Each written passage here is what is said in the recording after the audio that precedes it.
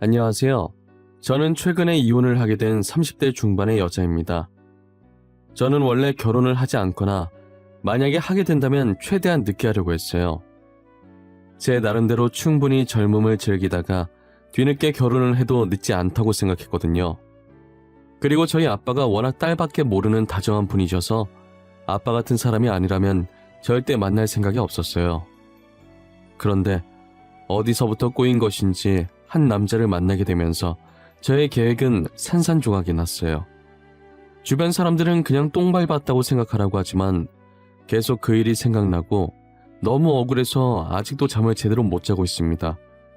저의 이 억울한 마음을 이렇게라도 여러분들께 이야기해보고 싶습니다. 저희 집안은 부유하진 않지만 그렇다고 그렇게 가난하지도 않았어요. 할아버지께서 일하시면서 먹는 것과 입는 것을 아껴서 모은 돈과 아버지께서 주신 용돈을 모아 꽤나 큰 집을 사서 저희 아버지에게 유산으로 남겨주셨어요. 집만 본다면 저희 집이 잘 사는 집이구나 라고 오해할 만했죠. 하지만 그 집이 저희 집안이 가진 재산의 전부였어요. 아버지는 짠돌이 할아버지 밑에서 자라서 하고 싶은 것도 못하고 먹고 싶은 것도 못 먹다 보니 성인이 되어 돈을 벌 때 어차피 죽으면 못 가져갈 돈이니까 그냥 막 쓰자라는 신념이 있으셨어요. 하루 벌어 그날 바로 먹고 싶은 것, 하고 싶은 것 다 하고 사시는 멋진 분이셨죠. 그리고 어머니를 만나 행복한 가정을 꾸리는 게 아버지의 큰 꿈이었는데 원래부터 어머니 몸이 많이 약하셔서 저를 낳다가 세상을 떠나신 거예요. 아버지는 본인의 꿈을 짓밟고 태어난 제가 원망스러울 만도 한데 제 앞에선 한 번도 슬픈 내색을 하신 적이 없으세요. 가끔 새벽에 어머니 사진을 보면서 훌쩍거리시는 모습을 봤지만 저는 못 본 척 해드렸어요. 아버지께서는 저밖에 모르시고 제 말이라면 꿈뻑 죽는 그런 분이셨어요. 정말 다정하셔서 아버지 같은 사람이 아니라면 결혼할 마음이 전혀 없었습니다. 자기는 하고 싶은 건 못하고 살았었지만 저는 다 해보라고 하시면서 하루 세 끼 먹을 걸 한 끼만 드시고 제가 하고 싶다는 것을 꼭 해주시려고 하셨어요. 그리고 늘 저한테 자신의 신념을 말씀하시곤 하셨죠. 나중에 죽을 때 이것들 다 해보고 죽을 걸 후회하지 말고 버는 만큼 쓰고 싶은 곳에 쓰라고요. 그러려고 돈 버는 게 아니겠냐 하시는데 듣고 보면 다 맞는 말 같은 거예요. 그래서 저도 일을 하면서 월급을 받으면 바로 사고 싶었던 걸 사는 편이에요. 하지만 그게 제 인생을 꼬이게 만들지 아무도 몰랐을 거예요. 저는 사람 많은 곳을 좋아하지 않는 편이었는데 제일 친한 친구가 주최한 생일 파티라서 어쩔 수 없이 파티에 참석하게 되었어요. 파티를 얼마나 근사하게 하든지 노랫소리에 귀가 찢어지는 줄 알았어요. 대충 예의상 분위기에 맞춰주다가 친구가 잠시 자리를 떴을 때 샴페인 잔을 내려놓고 따분하다는 표정으로 휴대폰만 보고 있었어요. 그런데 어디서 자꾸 누군가가 계속 저를 쳐다보는 듯한 느낌이 들더라고요. 그래서 옆으로 고개를 돌렸는데 한 남자, 지금의 제 남편이 저를 쳐다보고 있었습니다. 저는 살짝 언짢은 표정으로 남편을 보다가 다시 시선을 폰으로 돌렸어요. 남편은 저랑 눈이 마주치자 슬쩍 제 옆으로 와서 말을 걸더라고요. 너무 이쁘세요. 제 이상형이라서 계속 쳐다보게 되더라고요. 첫눈에 반했다는 말이 이런 건가 봐요. 아, 그러세요? 저는 관심이 없어서 죄송해요. 그럼 재밌게 노세요. 그 운동화 혹시 그거 어떻게 구하셨어요? 한정판이라 구하기 힘든 건데 저도 그 운동화 구하려고 했는데 아직 못 구했거든요. 이 브랜드를 아세요? 이거 관심 없는 사람들은 모르는 브랜드인데 그쪽도 운동화에 관심이 많으신가 봐요? 운동화도 관심 많긴 한데 원래부터 패션에 좀 관심이 많았어요. 패션 쪽으로 가려다가 결국 안정적으로 월급 받는 회사원을 선택하긴 했지만요. 편한 걸 좋아해서 캐주얼한 복장으로 운동화를 신고 있었는데 남편이 제가 신은 운동화를 한 번에 알아보더라고요. 저는 처음에 이상형이라고 말 걸길래 이상한 사람인 줄 알고 그냥 가려고 했었거든요. 웬만큼 패션을 안다 하는 사람들도 못 알아보던 제품인데 한 번에 알아봐주니 너무 신기하더라고요. 저희는 운동화 얘기를 하면서 말을 트기 시작했어요. 그렇게 친구들 모임에서 몇 번 겹치다 보니 자연스럽게 번호 교환을 하게 되었고, 만날 때마다 이야기를 해보면 취향도 비슷하고 말도 잘 통하길래 한번 만나보기로 했어요. 남편이 저보다 연상이었는데 결혼 정년기다 보니 저와 결혼을 하고 싶어 하더라고요. 하지만 저는 아직 즐기고 싶어서 결혼할 마음이 없었어요. 아무래도 결혼을 하면 구속받는다는 느낌이 들었거든요. 하지만 남편이 저한테 너무 잘해줘서 결혼해도 나쁘지 않을 것 같다는 생각이 들었어요. 평소에 아버지 같은 남자를 만나고 싶어 했는데 남편은 아버지 못지않게 다정한 사람이었거든요. 그래서 저는 아버지께 인사시켜주기로 마음먹고 남편을 집으로 데리고 갔어요. 남편은 저희 집을 보더니 입을 다물지 못하더라고요. 우와, 여기가 너네 집이야? 정원 봐, 진짜 크다. 나 이런 집 TV에서만 봤지 실제로는 처음 봐. 이걸 어떻게 관리해? 이 큰 집을 아버님 혼자 관리하시는 거야? 오빠, 그러다 침 떨어지겠어. 그렇게 입 벌리고 있으면 턱 안 아파? 이거 할아버지께서 남겨주신 집이야. 우리 할아버지의 피와 땀이 이 집에 들어가 있지. 이런 집에서 살면 무슨 기분이야? 방 찾다가 길 잃는 거 아니야? 미로 찾기 해도 되겠어. 오바 좀 하지 마. 그 정도까진 아니야. 누가 들으면 우리 집이 궁궐인 줄 알겠네. 그냥 조그만 정원 있는 2층 주택이야. 남편은 집 안으로 들어오는 내내 두리번거리면서 감탄을 했어요. 할아버지가 살아계셔서 이 반응을 보셨다면 정말 뿌듯해 하셨을 텐데 말이에요. 어린애처럼 입을 턱 벌리고 있던 남편이 아버지 앞이라고 나름 무게 잡고 앉은 게 너무 귀여웠어요. 아버지는 남편을 보시더니 인상이 아주 좋다면서 마음에 들어 하셨어요. 딸이 좋다고 하는데 자기가 무슨 수로 말리겠냐고 흔쾌히 결혼을 허락해 주셨죠. 그리고 저는 남편 집에 가서 인사를 드리러 가려고 말을 꺼내니까 남편은 부모님 두 분 다 어릴 때 돌아가셔서 굳이 인사할 필요가 없다고 하더라고요. 그 말을 들으니 남편이 그동안 힘들었을 것 같고 괜히 저까지 숙연해지더라고요. 저는 얼른 남편의 가족이 되어서 남편을 행복하게 만들어주고 싶었어요. 저희는 그렇게 비교적 쉽게 결혼을 할 수 있었어요. 제게 이래라 저래라 훈수두는 시댁이 없어서 좋았고 남편은 연애했을 때와 다를 바 없이 한결같이 제게 잘해줘서 결혼 생활이 너무 행복했죠. 우리 아버지 같은 사람을 만날 수 있을까 싶었는데 다행히 이렇게 만나게 되어 너무 좋았어요. 당시만 해도 결혼하길 잘했다고 생각했었는데 이 행복의 유효기간이 몇 달밖에 안 되더라고요. 저희 아버지께서 다리를 다치면서 저희의 결혼 생활은 어긋나기 시작했어요. 아버지께서 건설업체의 현장직으로 근무를 하시고 계셨는데 다리를 다치고 당분간 일을 할 수 없게 됐어요. 제가 걱정을 하기 시작하니까 남편은 알 수 없는 말을 하더라고요. 왜 그렇게 걱정해? 장인어른이 쉰다고 해서 회사가 망하는 게 아니잖아. 다른 직원들이 알아서 다 잘하고 있을 텐데 뭐가 문제야? 아빠가 일을 안 하시면 아빠 몫까지 다른 직원들이 해야 하니까 당연히 문제가 되지. 어차피 받는 돈은 똑같을 텐데 아빠 몫까지 더 하려고 해봐. 나 같아도 짜증나지.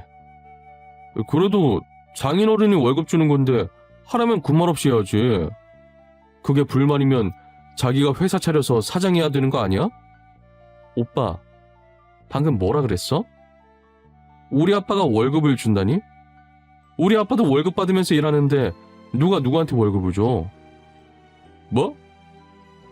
그 회사 장인어른 회사 아니었어? 너가 전에 장인어른 회사라고 했잖아. 지금 대체 무슨 말을 하고 있는 거야?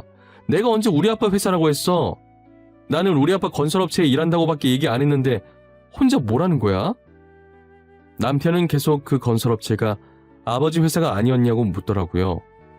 제가 아니라고 할수록 얼굴이 새하얘지길래 처음엔 이 사람이 왜 이러나 싶었어요.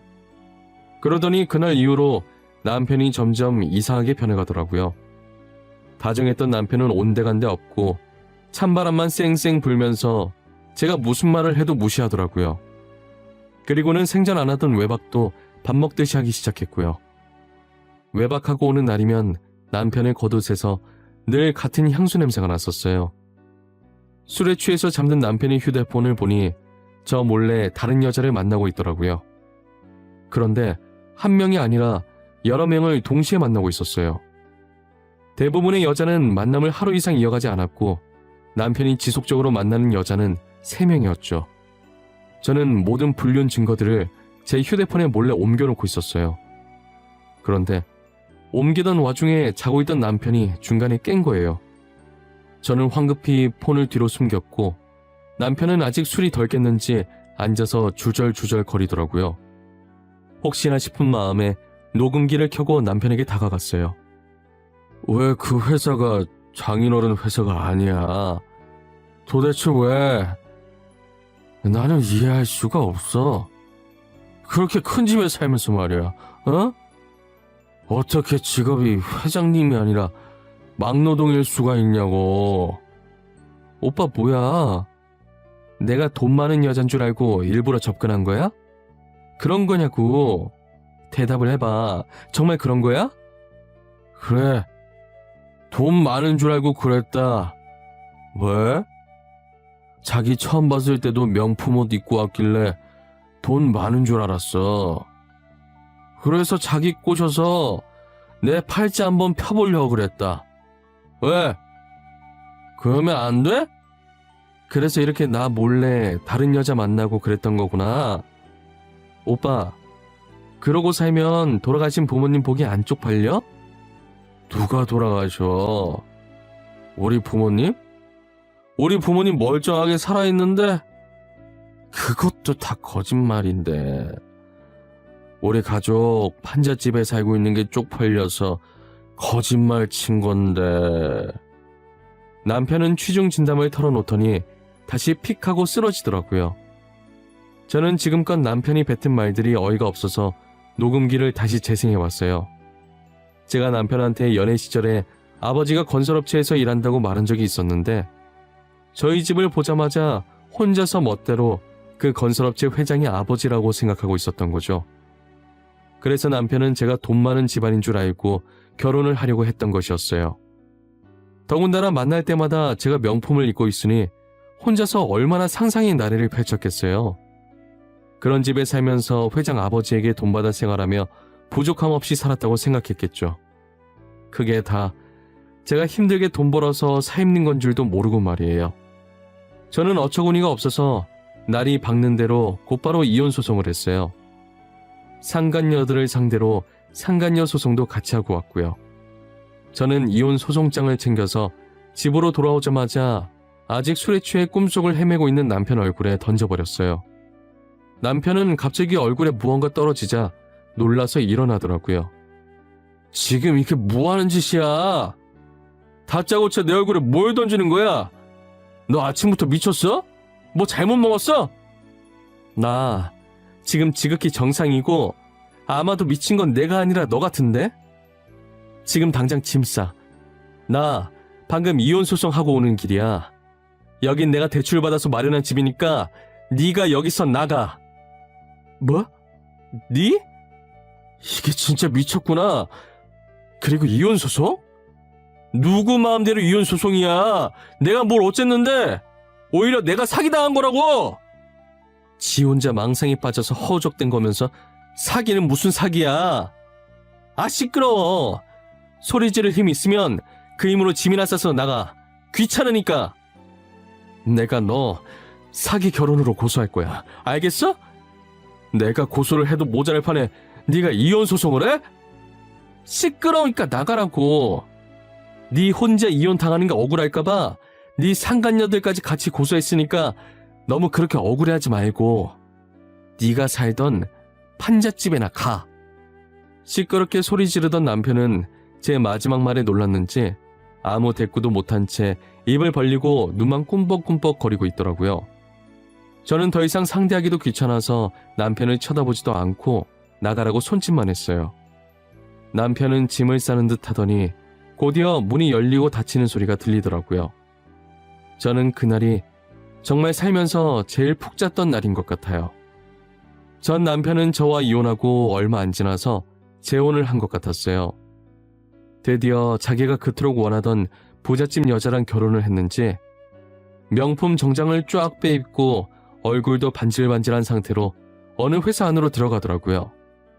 저는 또 어떤 거짓말로 그 여자를 꼬신 건지는 모르겠지만 전 남편이 잘 사는 꼴을 절대 두고 볼 수 없었습니다. 저는 전 남편의 가족들이 살고 있는 판잣집부터 알아보기 시작했어요. 그리고 나서는 현재 전 남편의 아내의 전화번호와 회사 위치를 알아냈죠. 저는 발신번호 제안으로 여자에게 전화를 걸었어요. 혹시 김수연 씨 맞으신가요? 조연수 씨 아내분이시죠? 제가 조연수 씨에 대해 긴히 할 말이 있어서 이렇게 연락드렸습니다. 네, 제가 김수연 맞는데요. 저희 오빠에 대해서 할 말이 있으시다고요? 그쪽은 누구신데요? 누구신데 이렇게 발신번호 제안으로 전화를 하신 거죠? 저는 조연수 씨 전 아내 되는 사람인데요. 제가 수연 씨한테 드릴 말씀이 있어요. 남편 몰래 수연 씨 회사 근처 카페에서 잠깐 볼 수 있을까요? 지금 어디서 말도 안 되는 소리 하시는 거예요.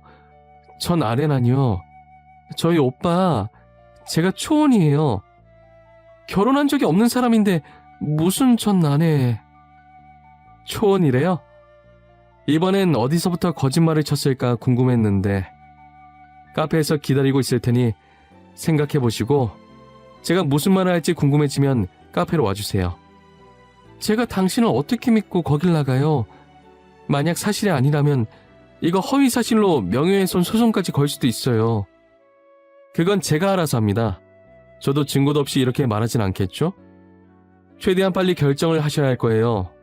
오늘 아니면 말할 생각이 없어요. 전 남편의 아내는 제가 생각했던 것보다 빨리 카페를 찾아왔었어요. 원래는 안 나가려고 했는데 증거라도 보려는 심산으로 왔다고 하더라고요. 생각보다 빨리 오셨네요. 밤에나 찾아올 줄 알았는데 말이에요. 오신 김에 커피라도 드시겠어요? 힘든 발걸음 하셨는데 커피는 제가 살게요. 아니요, 괜찮아요. 도대체 당신이 가진 증거라는 게 뭔지 궁금해서요. 그거라도 한번 봐보려고 왔어요. 당신을 믿어서 온 게 아니라. 성질이 많이 급하시네. 혹시 그쪽 남편에 대해 얼마나 알고 있어요? 당신이 알고 있는 것부터 말해봐요. 제가 그 부분들만 사실대로 말해드릴게요. 집안이 대대로 사업을 하고 있다고 들었어요. 현재 시부모님은 남편한테 회사 물려주고 해외에 거주하고 계시고요.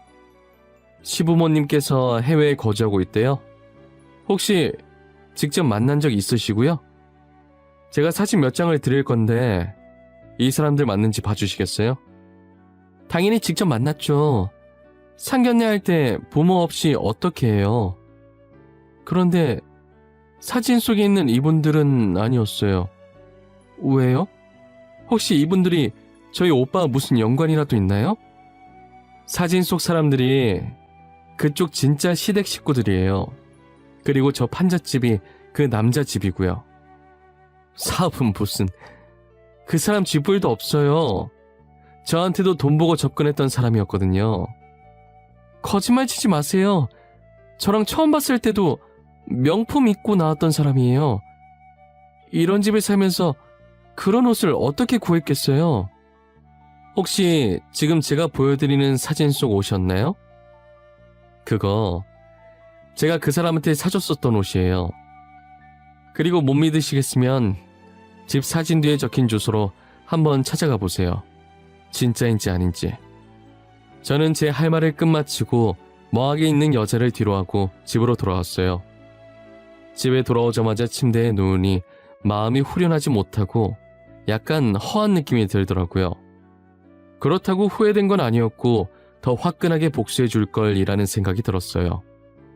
천장만 멍하게 보다가 휴대폰 알림 소리에 손만 뻗어서 폰을 들었더니 전 남편 아내에게 제가 오늘 했던 말이 다 맞았었다고 문자가 하나 왔더라고요. 이혼 소송할 건데 오늘 말했던 거 말고 더 가지고 있는 증거들이 있으면 다 줄 수 있냐고 하면서요.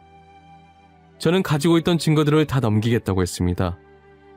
전 남편은 결국 사기 결혼으로 이혼을 당했고 빈털터리로 쫓겨나게 되었어요.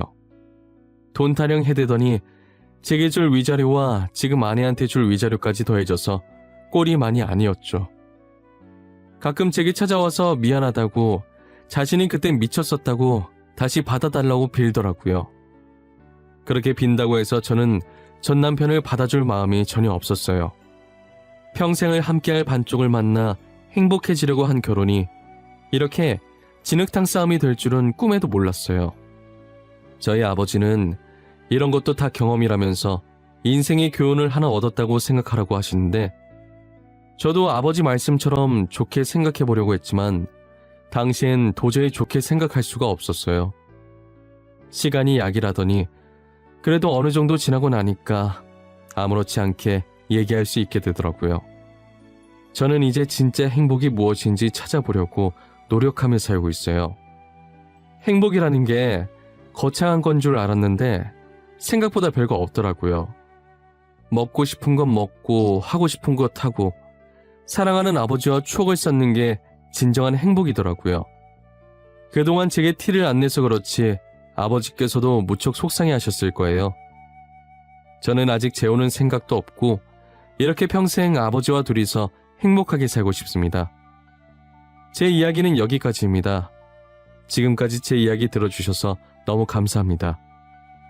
여러분들도 저처럼 지금부터라도 소중한 사람과 행복한 추억 많이 쌓으시길 바랄게요.